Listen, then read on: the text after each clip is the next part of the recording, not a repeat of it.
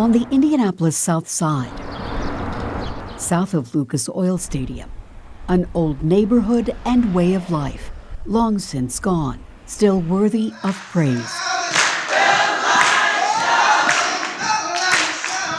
A few homes and businesses remain, bearing witness to the people who once lived here.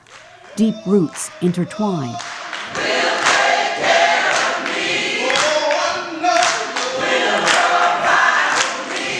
On this morning, an Easter Passover service, two faiths, Baptists and Jews, blacks and whites, celebrating a bond that Jim Crow and the Klan could not shake.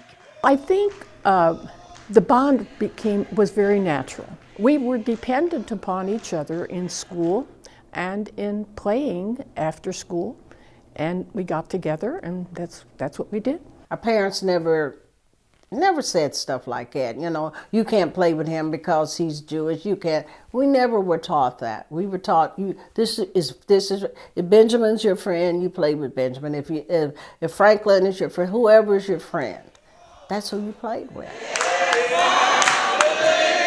Sharing a sacred space, shoulder to shoulder, the spirit of fellowship rekindled. Well, I mean, it was certainly one of the most moving experiences of my life, and I think for everybody who was there that day. You know, I came away with it probably as enthusiastic as I've been. I never saw so much joy. You could sense it. It was there.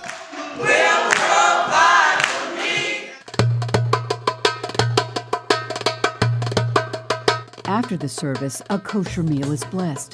Baruch atah Adonai Eloheinu melech haolam. Professor Sue Hyatt helped bring these former neighbors together this day. She, along with her students, published the book The Neighborhood of Saturdays, an exhaustively researched account of racial harmony on the south side of Indianapolis. I think it's just inspiring to know that 60 or 70 years ago, I mean, now we talk about, multiculturalism, we talk about diversity as a value that we think is important, but when these folks were growing up in the 30s, 20s, 30s, 40s, that language was not used, and yet they were living it. They didn't need the language because they lived the language.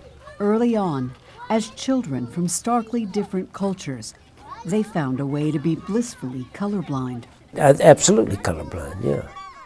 I never saw skin that was black or brown. I never thought in terms of skin. Didn't mean anything to me. Living together. I mean, walking out the front door in the morning and seeing you across the street and saying hi. If you were my friend, it made no difference what color you were. If you were my friend, we didn't think about color. They lived across the street and down the street. We were in school together. And we were all poor, we were immigrants. So the children who are now, of course, our elders, the children were key to, I think, that connection and that shared dream. And it just happened by chance that particular space offered itself up as an opportunity for the kind of environment that both communities were looking for. They played together, were in each other's homes, went to integrated schools, seemingly solving the race puzzle, while the rest of the city and country struggled with those issues. I think that we know there are differences in people, and there have always been differences in people. But the fact is that people, should recognize that if you extend love, if you have concern about someone else other than yourself, then this is what made our neighborhood. I feel that I was really educated, well educated, because I did interact with people of color, and it made my sojourn into my girlhood and my adulthood something just more natural, more human. But it was not to last. Interstate 70 took away the homes and the hearts of those who loved the old neighborhood, their numbers dwindling. Ripped the heart out of the community. I mean, it's just people had to move, and they didn't care where you moved. Tragic, tragic, tragic. And I tell everybody, this is where I was born. You know, you just can't. I need a sign out here saying this is where Bill Craig was born. You know, so there's some kind of heritage. People go, they don't know, they're just going over it. They don't have a thought about it. The Torah and the Bible have much to say about following a righteous path away from darkness.